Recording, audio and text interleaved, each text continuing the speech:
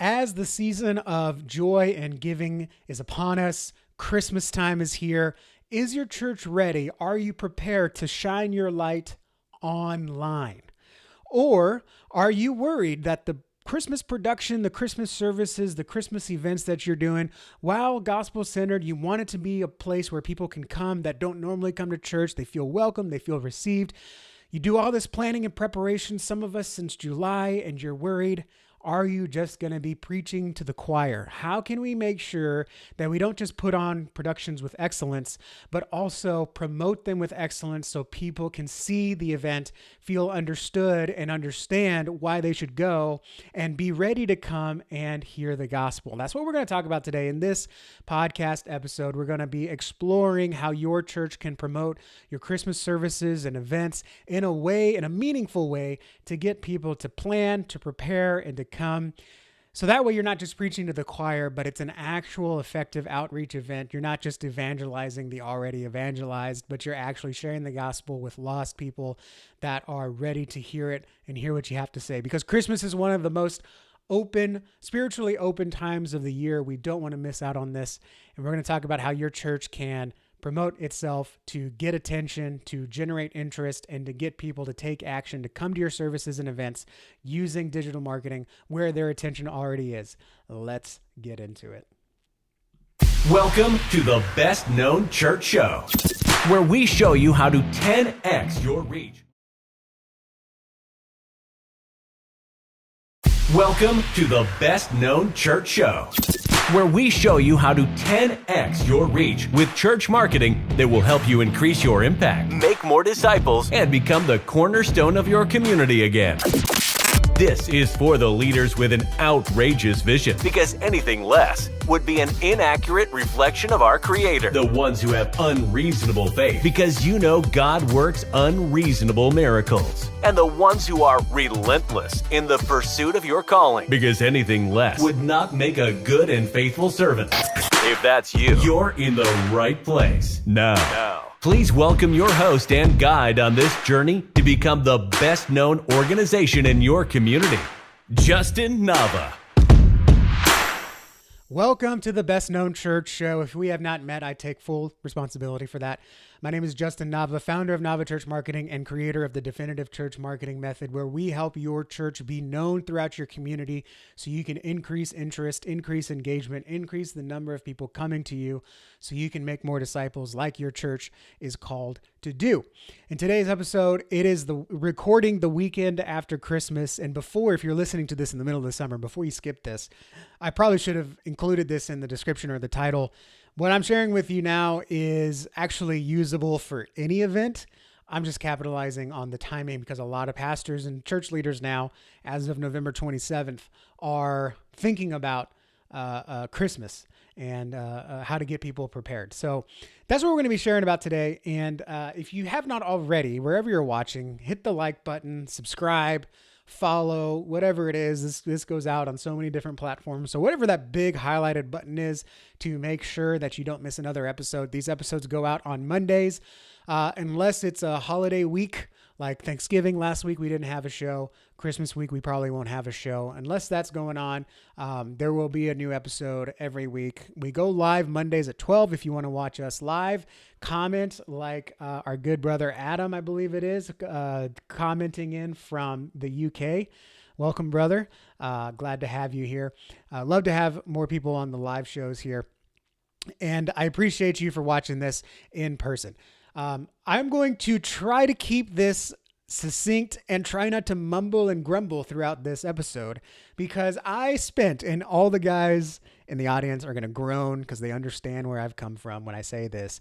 I spent the entire afternoon yesterday replacing a faucet shutoff valve in our house. A 30-minute DIY project turned into 5.5 hours, 2 trips to the hardware store, and many thankfulnesses that I was alone in the kitchen trying to figure this stupid thing out. I am so frustrated, not only at the time that I spent to try to fix this stupid thing, but also at how sore I am the day after. I should not be this sore after just spending all afternoon on my back with my arms up. installing, uninstalling, reinstalling the faucet because I kept putting it in wrong. Had to call my dad to bring a hacksaw because I didn't have one because we had to cut a pipe off, and it was a whole thing. You know, the Bible says pray for your enemies. I was praying for that faucet unceasingly. Let me just put it that way. I was speaking some tongues too. I just, like I said, I'm glad I was the only one in the room, but we got it fixed. We now have a fancy faucet my wife got on clearance. She actually got it like months ago, not Black Friday, months ago. And it's one of those, you can wave your hand and the faucet turns on. So we're glad to have it. And by the way, also, just to let you know how much of an unhandy man I am, immediately after installing it, turning it on, showing my wife the sprayer and everything, connection fitting gets loose and water just starts spraying underneath the sink in the cabinet. So I had to like turn it off and run and go get towels, and it was a whole thing. But it was an adventure, and it was one that I was not properly prepared for, properly planned for, even though I thought I knew how to do everything. I researched the angle stop that I needed. I had all the tools that I needed. Remember I had to call my dad having to bring me a hacksaw because I didn't have that. I didn't think I needed it. But I thought I had everything completely prepared. And like I said, that 30-minute project turned into 5.5 hours, maybe 6 hours once you include that extra whoopsie-doo at the end. I thought I was prepared. I thought I was planned, but I had no idea what I was doing because I had never replaced a shutoff valve. I spent all morning watching YouTube videos, thought I knew what it was, went to Lowe's, even bought some extra parts, and I had no idea what I was doing. And I'm not glad I did it. I still wish we had called a plumber, but it's done. I'm glad it's done. And I think that's a lot of us feel like at Christmas. It can feel like a slog. I think oftentimes, music pastors seem to be the only exception. They know they need to start planning since July. Church communicators, usually whoever's in charge of communications, usually know to start planning around October. But as pastors, we often don't start planning until, now, after Thanksgiving. Some pastors do have a season planned and they're going, ahead. And let me tell you that if you're at this point where you already know what your Christmas sermon is, you already know what the Christmas series is, you're already ready for it, kudos to you. You're like in the top 2% of prepared pastors. Every other pastor that I talk to has not thought about Christmas because they're so focused on November as like, you got trunk or treat, you got community outreach, you got community service with Thanksgiving. Usually there's all kinds of stuff happening. You just don't even get a breath to plan for Christmas. And so that's why I wanted to hold this until now, the Monday after Thanksgiving, because I want to share with you how to properly promote your service, your Christmas services, your Christmas events. When I say Christmas productions, I don't mean, vanity productions. I mean, some people just call it a production, right? It can be a gospel-focused, gospel-centered production. If that's not the case, by the way, then you really can't ever serve and witness and disciple in your own job because you're just doing a production. No, anything can be used for the glory of God, even productions. Now, it can be done in a vanity way, in an incorrect way, in a way of malice. That's not what I'm talking about when I say production. So just in case that word slips out of my mouth, I want you to know I'm not just like talking about like vanity productions with smoke machines. I'm not a huge fan of smoke and fog machines at all. But if I had to choose between having one and not having one in our sanctuary, I would say let's not have one. But I understand the use case, especially when you get lasers involved. So what I want to share with you today is I want to avoid one thing for you, Pastor or church leader. I want you to avoid something that I've heard other pastors tell me. They say, we don't do anything big for Christmas because anytime we try to do something big for Christmas, it ends up just being our same people. We love our people, but if new people aren't going to come to us on Christmas, then we should just treat it like a normal service. I understand where you're coming from, but if you have that mentality, then that's all you're ever going to have. You have to realize that Christmas is a very spiritually open season for people. In fact, Barna has some stats that more people are more spiritually open during the Christmas season. I think that's a time when loneliness gets at its peak, when families are at their most stressed, when business owners are also at their most stressed because it's the end of the year. There's a lot of, Christmas has become just a stressful time. I don't know about you, but especially me and trying to fix a faucet ahead of the holidays. I am stressed out. And whether it be finances, whether it be gift giving, whether it be travels or family, or trying to make it perfect for your kids because you want your kids to have better Christmases than you did. Christmas, unfortunately, the Christmas time can be a stressful time. And I think that's by design. I honestly think, not to get my aluminum tinfoil hat on, but I think there's a reason why it's become the Christmas season and not the Advent season. It's almost become the holiday season instead of the Christmas season. I think we've slowly allowed ourselves to be divorced from the entire season of Advent. In fact, a lot of pastors, or a lot of church leaders, I wouldn't say a lot of pastors, a lot of church leaders don't even realize the season continues into the new year. But I think we need to approach this in an intentional way, that if we do have a Christmas event or a Christmas service that we want to use as a way to bring people in, to open up the doors of the church and allow them to come in and feel welcomed in a way that they would not otherwise, because they may not be comfortable coming to a Sunday morning service or a Wednesday night group, but they may feel comfortable coming to a Christmas production, Christmas service, Christmas cantata. Maybe their kid is in the choir. Maybe their nephew or niece is in the kids' choir that's doing it, and they're going to come see this in a time when they normally wouldn't before. This is a great time to be intentional with having outreach, but kind of within our own church buildings. Now, the danger is, and the reason why a lot of pastors tell me, we've tried it before, we didn't really bring anyone new in, it's because they weren't doing any type of outreach, promotional outreach or marketing or advertising for the event. And if you don't promote it, people aren't going to know it's there. If they don't know it's there, they won't know to go, right? If they don't know you, they can't connect with you. And it includes during Christmas. Okay. And again, the whole reason we have the Best Known Church show is because when people get to the holiday season, they're more spiritually open. They have more questions. They're more open to going to cross the threshold of a church, right? At a Christmas time, if it's not on a Sunday morning, they don't feel like they're going to get preached at. I'm not saying you trick them or manipulate them, but you're not going to really preach at them. You're going to share the gospel with them. Then they're going to come to church. But they won't go to you if they don't know of you. And so in today's podcast, this is a really long intro, by the way. In today's show, we're going to talk about 3 things you need to make sure you have prepared for Christmas. The good news is I tried to structure this so you can get this done in an afternoon. Okay. And pastor, if you're watching this, if you're the only communicator, or like you've got another ministry leader that's the communicator, don't try to do this on your own. Like, just call us or let us try to help you through it and coach you through it, because this will become a week-long, let's break something and now we can't fix it ordeal if you don't know what you're doing. I'm going to tell you a little bit kind of what to do. I don't have time to show you how to do it. That's what you hire a IT guy or a church communicator for, or that's what you outsource to us for. Okay. So, but I want you to be aware that the way people plan their Christmases is totally different than it used to be. And if the average age of a pastor is, I think 55 is the last one I thought, how you grew up with Christmas church planning is not how it's done now. Gone are the days when you can just build it and they will come. All right. You can't just create a Christmas production, a Christmas event, and rely on your people to go invite others. Not that your people won't go invite others, but that the others will do one thing before they come to your church. They will go online and they will search for you.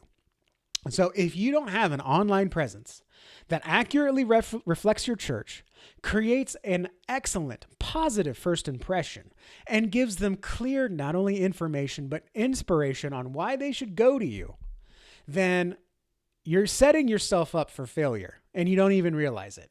In fact, not only that, let's take your congregation out of it and let's think about how people are planning their Christmas events. Okay.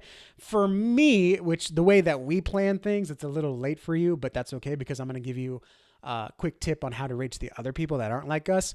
For us, we already know our Christmas plans, and then anything else we do, we discover through means that we already check on a weekly or monthly basis. Meaning we have a little community newspaper that goes out quarterly. I read it. And there's an event section and things that look fun, I'll add to our family calendar as an option, something for us to do, craft day, trunk or treat, Christmas performance or whatever. we know our family travel plans, and then maybe I'll see a billboard and I'm like, oh, hey, I think we have that day free. Let me go check. For everyone else though, okay, which by the way, that shows the importance of planning ahead because you can't get in that stuff now. You got to have that stuff ready months in advance. All right. So that just preaches the importance of being ready ahead of time. Okay. If you want something you've never had before, like for example, a Christmas event where you've got more new faces than old faces, then you're going to have to do something you've never done before, like plan ahead. Okay. So the way people search for Christmas events now, if they don't already have something, okay, maybe they're looking for, maybe it's a mom looking for something to do with her kids while they're off and while she's off. Maybe it's a dad whose mom is coming into town and he knows that she'll really appreciate a family night out. We're going to look for something on Google, okay? And when you do a Google search, if you haven't recognized lately, Google's gotten pretty smart. We already know how creepily smart it is. But if you haven't already, people will start at Google, and Google's gotten really good about pulling information from the web and just displaying it on the Google search result page. And if you plan ahead, even just a little bit right now, you have a chance of actually getting your events on that Google page. So I'm going to give you some of the quick hits, the top things that we like to do to get the events out into the community to bring people in. And for example, one thing that I'm going to share with you is a Facebook ad plan that we made that brought this is a small church, by the way, 150 people to the church campus for an event. And 77 of them were new faces that had no idea we were doing this. They just saw a Facebook ad and made a plan. Okay, so this stuff works. And let's actually start with that. Number one, to get your events out there, Facebook ads. Now, when I say Facebook ads, I haven't really done a deep dive. You can go back in the archive, right? We've got 51 episodes now, but you can go back and find certain episodes and certain YouTube clips of our Facebook ads talks. But when you do Facebook ads, I'm not talking about putting a post up and clicking boost, okay? I'm talking about going into Facebook Ads Manager through your business account. And if you don't have this set up, again, you're trying to hit a baseball with a golf club. You're not properly equipped, okay? You need to bring in someone or train up, and I'll tell you about how to train up later on how to do this effectively. Because otherwise, you're just throwing money down the drain. You're setting yourself up for failure. You're checking a box without actually intentionally wanting to see any results, okay? But if you do, you can set up a Facebook ad, and the key is you don't just blast information out there, okay? If you blast information out there on social media, it will be ignored like all the other information. Unless you're a copywriting pro or an expert designer, which by the way, the copy is what usually gets people to click on a Facebook ad, not the design. Churches and church leaders, for some reason, think it's reversed, okay? It can be the design sometimes, but oftentimes it's the copy in cahoots with the design that get people to click. Okay. But provide inspiration. For example, I was making a video this morning and we were talking about a Christmas cantata. Okay. If you just go out in the community with a megaphone and say, hey, Christmas cantata at our church, December 16th at 6 p.m., the only people that are going to show up are people that are already about your church or maybe choir nerds. And a choir nerd probably wouldn't come anyways. 1 out of 100 might, but the other 99 won't come because they know what kind of Christmas concerts church choirs put on. Okay.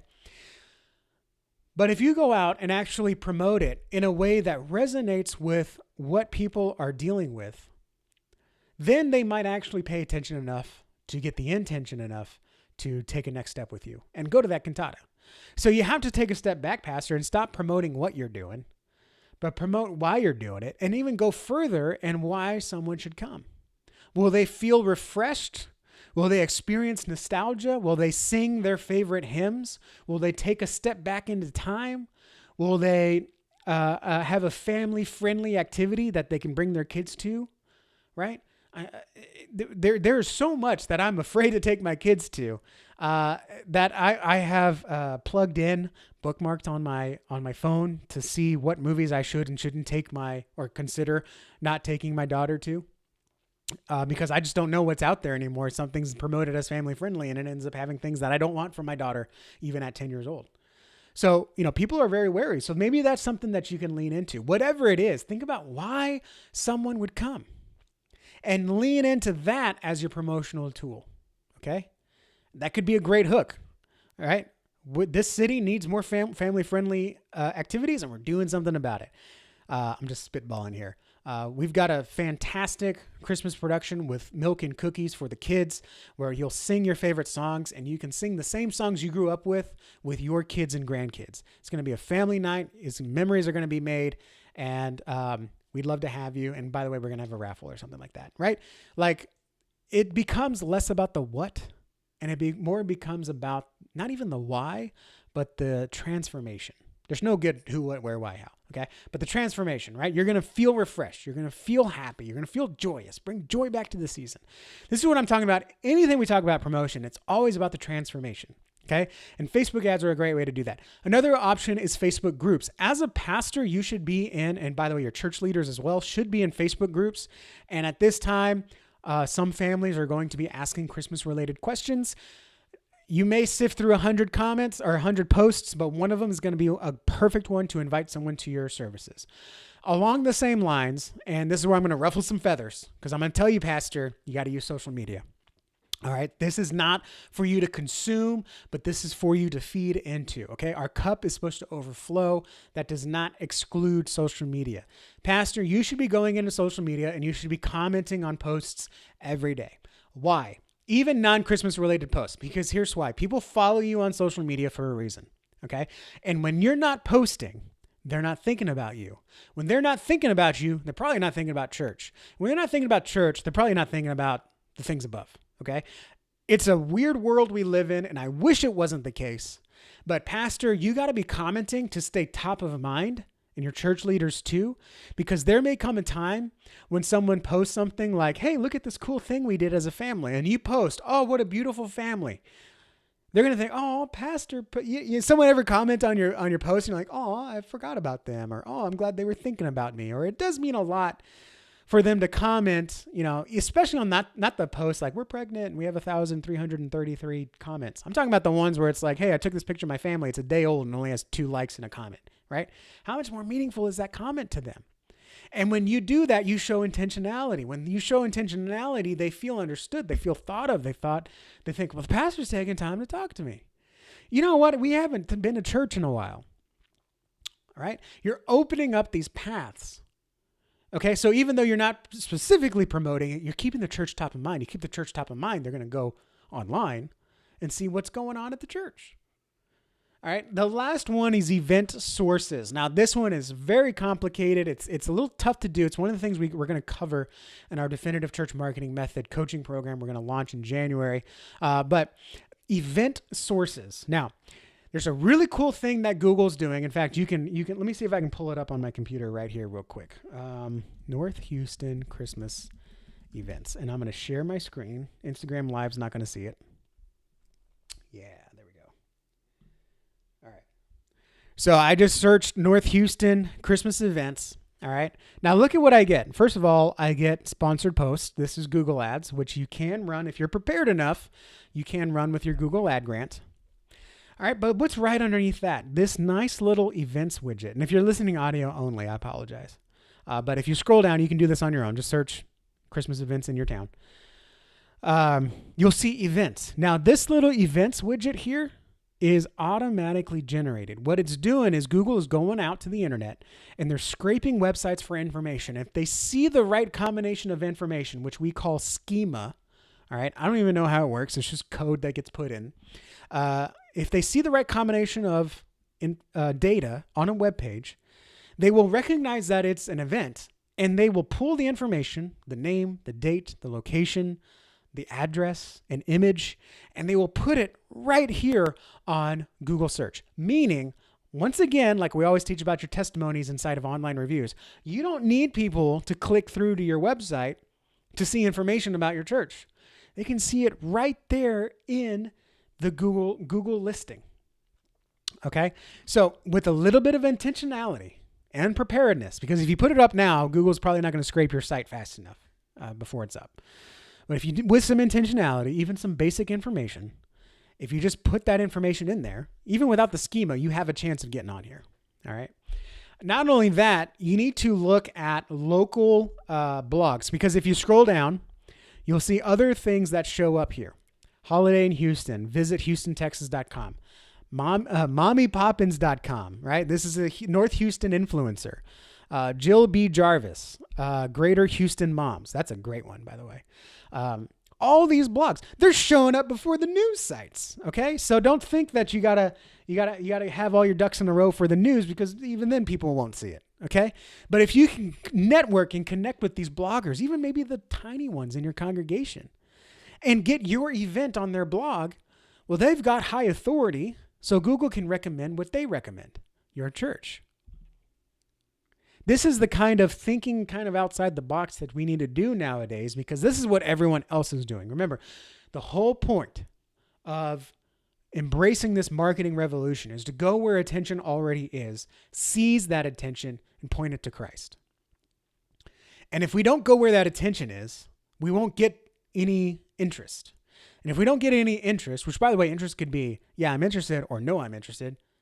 Any amount of interest is good interest. Okay. It's kind of like publicity. So any interest is good interest. So even if they see you and say, I'm not interested, at least they saw you. They'll remember you next time there might be interest. There's something to follow up with, even if they're not interested. Okay. If they don't get interest, then they can't go to you. Again, they don't know you, they don't go to you. And they're not going to give you their attention for free. There's a reason why we have to pay attention. You got to earn it. And to earn it, you got to go get it. All right. Couple other things I'll mention, just because this video is already getting a little long. Google business profile, post to your Google business profile, post to your Facebook. You can create an event if you want. And not only that, post multiple times. Okay. Wherever you put it multiple times. If you have it on your events page, if you have like an events page of your upcoming events, make a web page for it. Put a little announcement bar, put a pop-up, put it on your Facebook page, Instagram page, put it multiple times. Just because you posted it once doesn't mean it was seen by everyone. Post it in the morning, post it a few days later in the evening, post it once as an image, post it once as a video. Okay. Because if you want to be seen, you got to do whatever it takes, and doing whatever it takes meaning you got to do it a couple times. Okay. Imagine if you just got up as a pastor and said, I'm the pastor of this church. I'm going to preach the sermon, and then I'm never going to preach it again. In fact, I'm never going to preach again, because we've talked about this, right? How many times have you like, well, we talked about that last year in the Romans series, and they're like, bro, I don't even remember what you preached last week. People need repetition. They need reminders. This is why an important part of our definitive church marketing method is called Be Seen. It's creating engaging social media advertisements. Because, by the way, pastor, church leader, if you didn't already know this, if you didn't check your analytics, when you just do a regular Facebook post, 3 to 5, if you're lucky, more than 5%, but usually 3 to 5% of your following is going to see that post. So if 1,000 people follow you, only 30 to 50 people are going to actually see that post. So I'm talking about, like, posting multiple times. Maybe you'll get a different set of 30, 50 people. But the best way to make sure it's seen is to just pay for it. Okay. And if it's a video, you can get it real cheap. If it's a basic post, maybe just like, hey, send us a message if you want to come, send us a message if you have any questions. You can get it done even cheaper. But you got to pay to be seen, and Facebook is one of the cheapest ways to do it. And if you want us to do it for you, NavaChurchMarketing.com. Give us a call, 832-861-7654. We can talk about what that looks like. But also remember, whether you do events on your page, whether you even do it right and it shows up in Google, whether you do your Facebook ads, whether you do your Instagram, whatever, all roads are going to lead to your website. So you have to make sure your website is good. And you have to make sure that your website is prepared to receive online visitors. Okay. Look, 91% of people are going to use Google when they need something. All right. In fact, there's I wrote this down, 8.5 billion Google searches a day. Okay. There's more than one Google search per person on this planet. Are we still under 8.5 billion people on here? Per day, right? People are going to start on Google. And when they go to Google, they want to learn about your church, they're not going to go to Facebook or Instagram. That's not going to be their decision making. Okay. That's where you kind of see some of the culture behind the scenes. Are these people crazy? But that's not where they're going to necessarily plan a visit unless it's within a plan a visit specific ad. Okay. So when you're planning your Christmas services and events or any events, a lot of times online is treated like an afterthought. A lot of church leaders and communicators will tell me, hey, we're doing this great thing. We've got posters. We've got invite cards. We made a couple posts. And I'm like, all right, so if someone wants to know more information about the church, they're going to go to your website. Is your website ready? And I go and look on their website, and they still got Thanksgiving information up. They still got the old pastor's picture up. It's slow loading. It doesn't look good on mobile. I can't find my way around. Or worse, I open up the website, and I just see a menu of a million things to do. And I don't know how to find what I'm looking for. Okay? Online, when it comes to promotion, can no longer be an afterthought. It's not something you do to enhance what's in person. It's something you do to match what you're doing in person. Okay? And I'm not saying do everything you do in person online. I'm not saying you have to broadcast your Christmas cantata. That's great. If you want to do that, great. If you don't want to do that, that's fine too. That's your prerogative. That's your right. But use online to promote and get people into that event or into that service. So you have to make sure that your online presence is ready and welcome to receive guests. In the same way that we pay for lawn maintenance. Someone needs to come mow the church grass. And someone needs to go out and trim the flowers, which, by the way, I love. My pastor, manly man, would go out and trim the bushes, right? Because that's fine. That's cool. That's what he was doing. That was his version of plunging the toilet as a pastor. But we get the parking lines spray painted. We make sure the asphalt's updated. We put a roof on our thing. We do all this to make sure that our guests feel welcome and comfortable. But they're not coming because they don't have a good first impression because we're not maintaining and upkeeping our online presence. We're not making sure that our website is helpful, which, by the way, the most recent Google search update is now checking at how helpful your content, your website content is. If it's not helpful, they're starting to downrank it. So your content needs to be helpful if you want to stay on the first page of Google, or even if you're not there, if you want to have any shot. It needs to be helpful. And information isn't always helpful. Sometimes information is daunting. Okay? So what do you do about it? Number one, you got to plan for your online guests as much as you plan for your in-person guests. If you're multicasting, whatever you're doing for your services, great. Make sure you make it easy to find. Okay. If you're doing a live service, put a drop down. Live now. Live in 3 days. I don't really care for that, by the way. Like the whole live in 3 days. That doesn't help me, right? I can figure that out by seeing when your service times are. A drop down that might say what to expect. So I can go see what a sermon like. What does last year's cantata look like? What's available for my kids? That's all great, right? If that's the primary step I should take, make it super easy to take. And by the way, most people visiting your Christmas page the week of Christmas are going to be looking for Christmas stuff. So make it easy. Put that on your front page. Don't change your homepage, but there's a way you can do it to where you have like a special Christmas landing page or at least a special Christmas section of your website, okay? But don't make it an afterthought. Do it in tandem with your in-person promotions. You'll actually see more people come to your church Christmas events when you do more intentional planning online. And not only that, this is a great time to simplify your online presence. All the stuff that Miss Clara and Mr. Frank wanted you to put on the website because he's a trustee and this has to be on here. Look, more power to Mr. Frank, but this is a great time to take that off. Frank, I understand it's important. We're going to take it off for Christmas. It's irrelevant. To the number of new faces we want to come in here, we want them to see Jesus, not legalese. So we're going to take it off. And maybe you just forget to put it back on. But this is a great time to simplify your website. All this stuff, all the buttons that people aren't clicking, take them off. They're useless. All right. You know that we preach a lot about your first impression on your homepage. If you want to take one action, what's that one action? Make that the only thing people can do on your homepage. We call it the Definitive Church website homepage. All right. Simplify it. Make it easy. Okay. Because when people come to your website, they're not just looking for a reason to come. They're looking for a reason to bounce. And if you give them too many reasons to come, that's enough reason to bounce. Boy, this church is doing a lot of stuff. I'm just looking for a small church.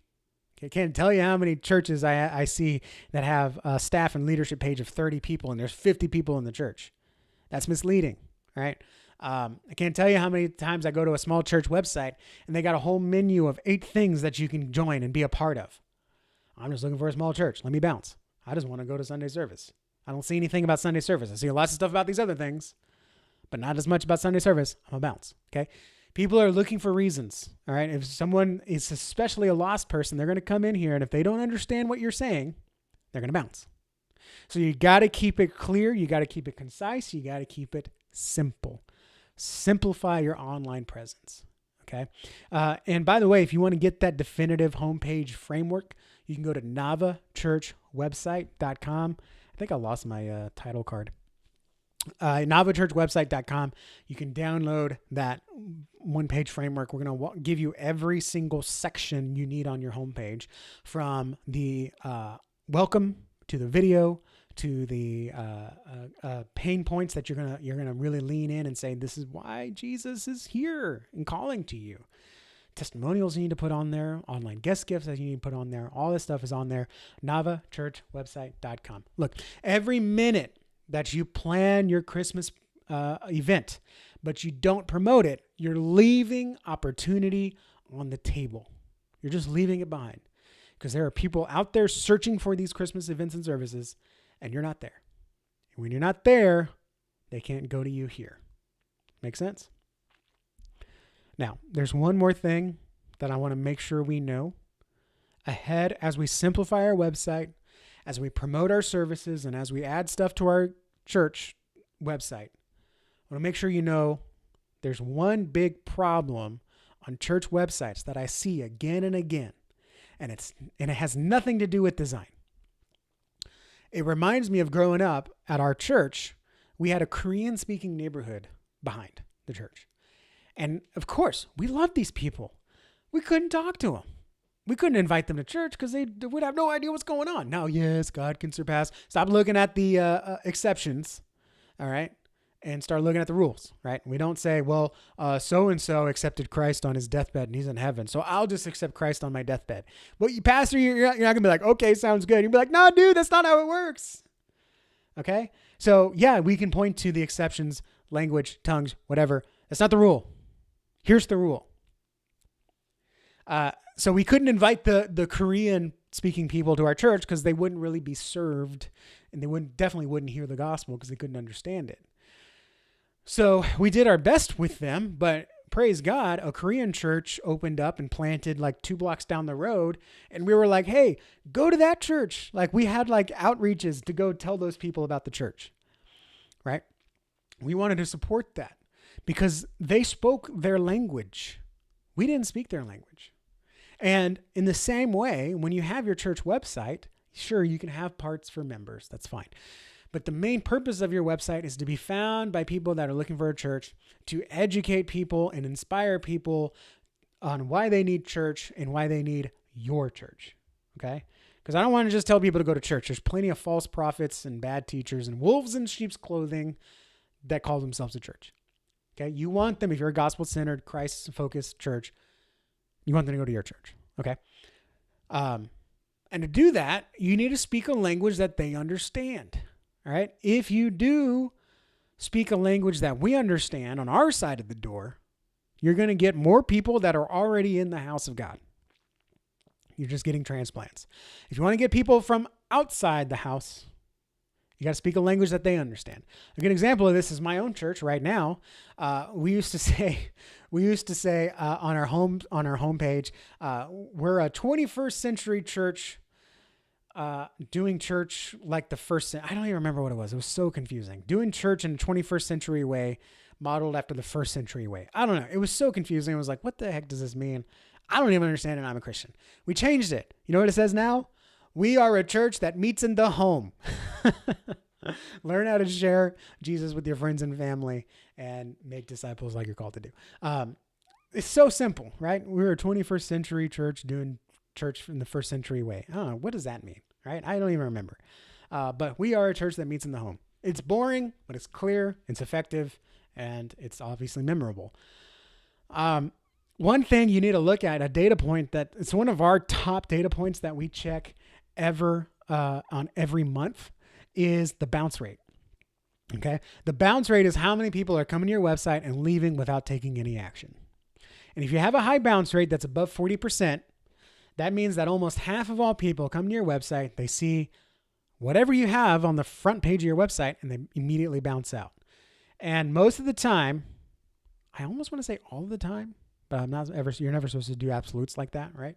But most of the time, when we just adjust the language, we don't change the picture, we don't change the layout, we just adjust the language, bounce rate goes down. Why? Because people are understanding what they're looking at now. Okay? Again, someone's looking for a house church. They come to our website. We're a 21st century church doing church in a version. What does that mean? I don't know. Must not be for me. Bounce out. Okay? But if they say, we're a church that meets in the home. Perfect. That's what I'm looking for.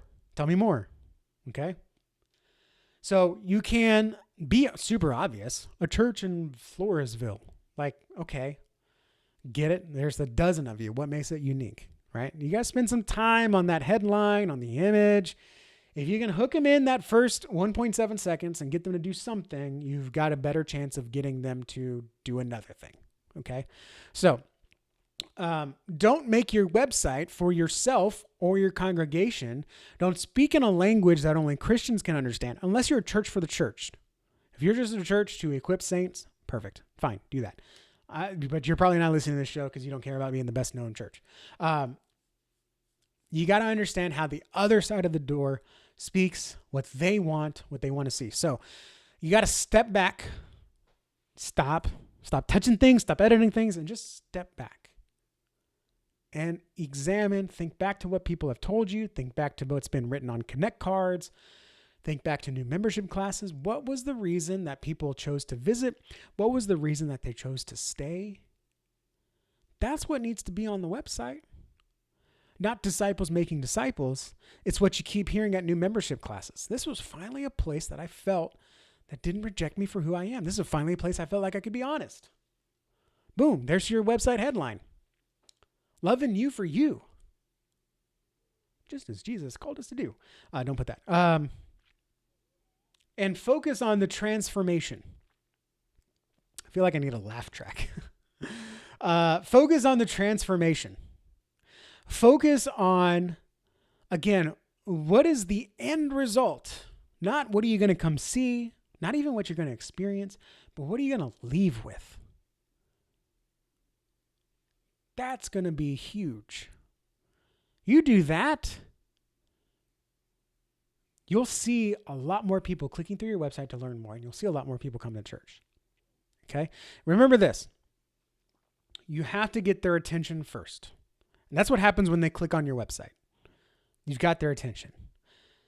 That doesn't immediately lead to a visit or engagement or connection. Okay? What follows attention, to quote Myron Golden, is intention. Meaning, first you got their attention, then you need to get them to intend to change, intend to do something about it, right? How many times have you talked to someone that's overweight and they're like, look, I love you, and I'm not going to tell you to do keto. I'm not going to tell you to do Weight Watchers. Just do something, right? How many times, pastors, have we told our congregation, you don't have to pray the perfect prayer. Just talk to God. Do something. That's the point of our website. It's not just to get attention and invite, but it's to get attention and to show them there is something that needs to change. You are where you are because you've been in bondage where you are. And to break that bonds, obviously you're not the one to do it. Christ is. And he's waiting for you here to experience him in fullness, in person, in community. Okay? That's how you generate intention. And then after intention, once they decided to do something, hopefully they've decided to do it with you, then comes action. Attention, intention, action. I wish that would flow a little bit better, but maybe I'll figure it out later. Attention, intention, action. Okay? So first you've got to capture their attention when they land on your site. You've got to get that bounce rate under 40%. That means you're on the right track. And if you don't know what that is, that means you got to call me, 832-861-7654.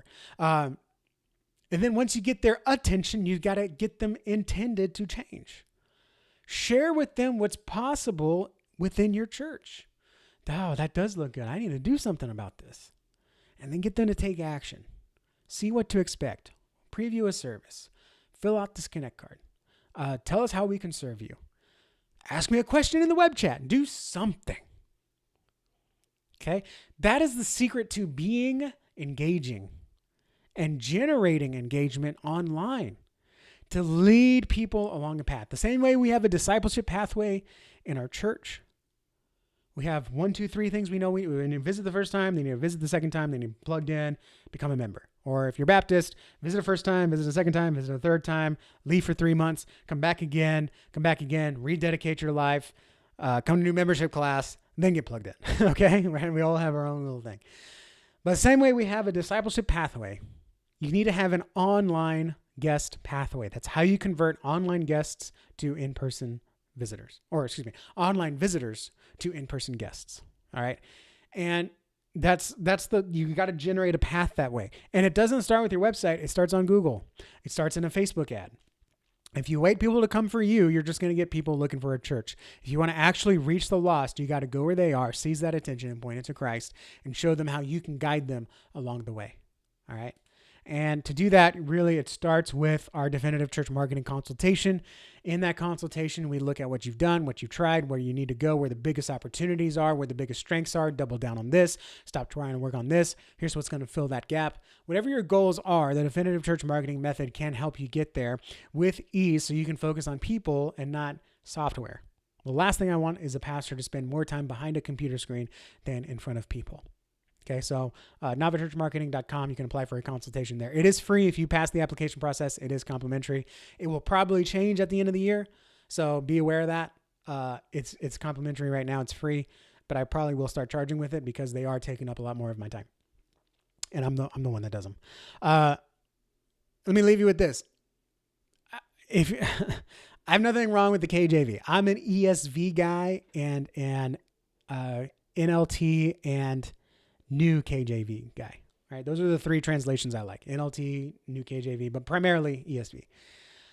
But imagine being a KJV church. Man, all these letters are hard to say right after. I'm gonna have a BLT after this. Imagine being a KJV church, which fine, whatever. And you went out and you talked KJV. You went out and you talked. Oh. Is it doth time for dinner? I don't know, he's doth, but how are thou? Oh, my wife, I love thee. Right? You wouldn't talk like that. Okay. It doesn't fit our language. Normal English, right? You may read it that way. You may experience it that way. That may be how God reveals himself to you, and more power to you. But you don't speak that way to the world because they won't understand you. They'll look at you weird. They already look at us weird. We don't need to give them another reason that we don't have to. And so in the same way we may read KJV, we don't go out and speak it that way. And in the same way, you and I have a certain way of conversing on this side of the door. We don't go out of the house and talk to others about that. When we leave the house, the number one priority is evangelism. Right? As a part of the discipleship process. I get that. The website, unfortunately, we keep that inside the house, but that is aired out to the community. And in the same way, we need to have our biblical disagreements inside the house and not take out and air our dirty laundry out in the community, which is a huge pet peeve of mine. We need to make sure that our assets that are outside, our online presence, are accessible and actionable to the outside world. To people that feel the call of God or know something needs to change or coming across a new season in their life and they want something different. They need to understand, feel understood, and know what to do when they visit you online. That's what this is about, not just for Christmas, especially for Christmas, but any event. Can you be found? Can you be seen? Can you be understood? And can you help them feel understood? You do these 3 things, you will see more people connecting with you, engaging with you, and you'll be able to make more disciples like you're called to do. I appreciate you watching this. God bless you all. I appreciate every one of you. If you haven't already, leave a review wherever you are. Click that like button, click the subscribe button. I keep getting reminded to keep saying that. God bless you all. Thank you, Adam, for being here live, and I'll talk to you all again soon. God bless. That's going to do it for today's episode of the Best Known Church Show with Justin Nava. Be sure to subscribe to stay updated on the latest news, strategies, and resources that you need to reach 10x more people and become the best known in your community. To send us a message or leave a voicemail for Justin to be played on a future show, visit thebestknownchurchshow.com. And if you'd like to work with us so you can focus on your ministry, give us a call at 832-861-7654. Until next time, stay outrageous, unreasonable, and relentless.